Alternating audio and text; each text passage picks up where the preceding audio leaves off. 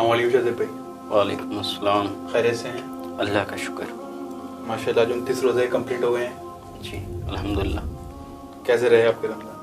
बहुत बढ़िया रहे। माशाल्लाह। और शॉपिंग वगैरह हो गई थी? नहीं यार, इस बार तो नहीं। क्या बात, ऐसे क्या रीज़न रहा? कुछ नहीं, जैसे उम्मत मुस्लिमा के हालात चल रहे हैं जी, उसको मद्देनज़र देखते हुए इस बार। फ़लस्तीन और इसराइल।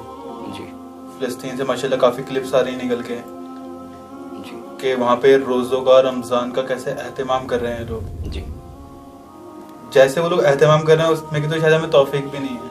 जी। हम तो सिर्फ अपने मौज मस्ती में ही हैं।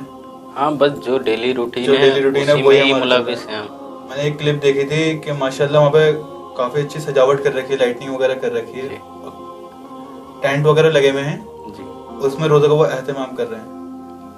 मस्जिद अक्सा जो मेन टारगेट है इसराइल का, जी वहाँ पर लाखों की तादाद में लोग नमाज की अदायगी कर रहे हैं।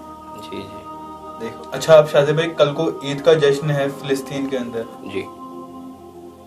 देखें, ईद उनकी होती है जी। जिनके रोज़े कबूल होते हैं। आहा। पहली चीज़ अल्हम्दुलिल्लाह, उनके हमारे हम सब का अकीदा तो यही है, हमारे रोज़े कबूल हुए। अल्लाह कबूल करने वाला बेहतर है। लेकिन फ़िलिस्तीन के रोज़े और हमारी कंट्री के रोज़े में बहुत फ़र्क है अली भाई। चीज़ आपसे एहतमाम कर रहे हैं रोज़ों का, रमज़ान का, सहरी का। जी। तो ईद की बात कही आपने, तो ईद तो किसी की भी नहीं होनी चाहिए वैसे। जी। एक मोमिन का दूसरे मोमिन का दुख न देखा जाए, एक मोमिन को दूसरे मोमिन का दुख महसूस ना हो, वो मोमिन नहीं। जी। क्योंकि एक का दुख दूसरे का दुख दुख दुख है, और वो तो उस जगह के लिए दुख है, मस्जिद अक्सा के लिए दुख है। मस्जिद वहाँ के लोग मस्जिद अक्सा के लिए लड़ाई कर रहे हैं, जी, है ना। तो अच्छा, मस्जिद अक्सा बहुत से मुसलमानों को इस चीज़ का मालूम ही नहीं मस्जिद अक्सा है कि शादिब भाई। वो सोच रहे हैं कि एक नॉर्मल सी मस्जिद है, उसको इसराइल टारगेट कर रहे हैं, उन्हें पता ही नहीं है इस चीज़ के बारे में। मस्जिद अक्सा जो है अली भाई, वो मस्जिद है जहाँ हुजूर सल्लल्लाहु अलैहि वसल्लम ने 17 महीने उस रुख करके नमाज अदा करी है। जी। आप समझते हैं ना, 17 महीने बहुत हुए, महराज 1.5 साल के। की जी, शुरुआत महराज भी वहीं हुई। जी। काफी चीजें हैं जो कि मस्जिद अक्सा से जुड़ी हुई है। पहला जी, किबला अव्वल है, वो किबला अव्वल है मस्जिद अक्सा जो है। ईद तो मेरे ख्याल से वहाँ की हो ही रही है। नहीं, माशाल्लाह मुझे लगता है जिस हिसाब से उन लोगों ने रमजानों का एहतमाम करा है, मुझे लग रहा है इससे अच्छा वो लोग ईद का एहतमाम करेंगे। आज एक वीडियो आई थी, ग्रुप के थ्रू आई है, वो वहाँ पे दिखा रहे हैं कि घर बिल्कुल खंडर हुए हुए हैं। आपके चैनल पे डेली भी घर बिल्कुल खंडर हैं, लेकिन वो वहाँ पर दुकानें फड़ लगा के, जैसे हमारे यहाँ फड़ लगते हैं रोडों पे साइडों में, ऐसी लगा के वो अपने सामान बेच रहे हैं। टेडी बियर्स बेच रहे हैं, शॉपिंग वगैरह मतलब चल रही है। हाँ, मतलब ये देखे ना कि वो अल्लाह कर वो हर हाल में अदा कर रहे हैं जी। कैसे भी हालात हो। आज थोड़ी सहूलियत मिली थी 2 दिन से उनको। अच्छा, एक इजराइल और एक ईरान। हाँ, मैं वही बता रहा हूँ ना, इजराइल और ईरान के बदौलत ही सहूलियत मिली है। जी। ईरान वालों ने मिसाइलें और ये सब चीजें दाग दी इजराइल पे। इसराइल पे दाग दी। हाँ। अच्छा। बस ईरान तो मुस्लिम कंट्री है, तो जब उन्होंने सारी मिसाइलें, अपने असले बारूद सब इजराइल पे दाग दिए, तो बस शायद एक इमरजेंसी, नेशनल इमरजेंसी भी शायद लागू हो गई। हाँ, वो इजराइल में नेशनल इमरजेंसी। तो ऐसा क्या रहा जो ईरान से इतना डर खा के पूरे नेशनल इमरजेंसी वहाँ पे लागू हो गई? देखें, वो हुकूमत तो बड़ी खतरनाक थी जो मतलब पूरा अपना राज चला रही थी। ऐसा क्या रहा कि सिर्फ ताने थे अभी कि वहाँ पे नेशनल इमरजेंसी लग गई? देखें, हर किसी का एक वक्त आता है। जी। हाँ, दौर बदल गया ना। जी, अपना दौर आ रहा है, इंशाल्लाह आएगा। दौर क्या, ईरान ने नेशनल इमरजेंसी दे दी है अपनी कंट्री में, इसराइल में ईरान ने भी दे दी है। अच्छा। कि जो यूएसए, यूए, इजराइल वाले हैं वो अपनी कंट्री वापस चले आए जितना जल्द हो सके।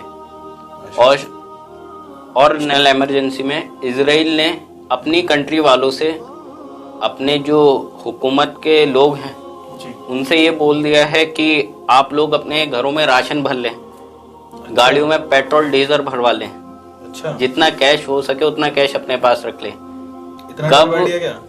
कब आ जाएं, कब मार दें। अभी तक ये मार रहे थे, अब खुद जब अपने पे बात आई तो खुद बचाव के ठिकाने ढूंढना है, जहां गाजा को मौका भी नहीं दिया था इन्होंने, गाजा वालों को। ईरान ने सिर्फ ताने हैं और ये इन्होंने अपने हाँ, ईरान ने तो सिर्फ खाली एक इशारा दिया है और अब इतना डर बैठा हुआ है जी कि पूरा नेशनल इमरजेंसी लागू कर दी जी। तो ईरान के जो हुक्मरान हैं जी, उन्होंने अच्छा स्टेप लिया है ये। अच्छा, ये क्यों? मुस्लिम कंट्रीज भी तो हैं शायद भाई। देखें, मुस्लिम तो काफी कंट्रीज हैं जी, पर ईरान जो एक कंट्री है वो शायद उम्मत मुस्लिम का दर्द रखती है। फिलिस्तीन के उन बच्चों का, उन माओं की क्या पता उनके हुक्मरान को आवाज़ पहुंची हो, जो ये नाम नेहाद मुसलमान हैं, हुक्मरान हैं, उनको आवाज़ नहीं पहुंच रही है। सऊदी हो गया, पाकिस्तान हो गया, इन तक ये आवाज़ क्यों नहीं पहुंच रही है? ये आवाज़ दब जा रही है, आवाज़ सुनना नहीं चाह रहे हैं ये भी। हाँ, आवाज़ भी नहीं सुनना चाह रहे हैं। आवाज़ देखें कि हर छोटे से छोटे बच्चे को पता है जी, फिलिस्तीन के बारे में, उन्हें नहीं पता हो, कोई एक्शन नहीं लेना चाह रहे हैं। ऐसा तो हो नहीं सकता ना जी। सऊदी अरब को शायद भाई ऐसा लगता है कि वहाँ के लोग मुसलमान रहे ही नहीं है, बुत परस्ती वहाँ पे स्टार्टिंग हो गई है। हाँ, शराब खाने वहाँ पे शुरू हो गए हैं। सब जो कयामत के आसार हैं वो पूरे होते जा रहे हैं। वही जो फरमान मुस्तफ़ा है वो चलता हुआ आ रहा है। एक शेर है ना अली भाई, है कौले मोहम्मद कौले खुदा, फरमान न बदला जाएगा, बदलेगा लाख जमाना मगर कुरान न बदला जाएगा। जो कुरान में लिखा हुआ है, जो हुजूर सल्लल्लाहु अलैहि वसल्लम है, वो चलता आ रहा है जी। एक चीज हमने देखी कि रमजान का फिलिस्तीन के मुसलमानों ने कैसे एहतमाम करा जी, माशाल्लाह। सहरी, इफ्तारी, वहाँ की सजावट जी। अब माशाल्लाह कल को ईद है, ईद का मुझे लग रहा है कि बहुत ज्यादा जोरों शोरों से उनकी ईद रहेगी। हाँ, कुछ इसके ताल्लुक से अपडेट है आपके पास? जोरों शोरों से तो ईद होनी जरूरी है ना जी। 30 दिन की इबादत करी है, 30 दिन की। आपने देखा होगा कि कोई बंदा मजदूरी करता है, एक ठेकेदार के पास लगा होता है, वो हफ्ते में या महीने में उसकी पैसे देता है, दिहाड़ी देता है।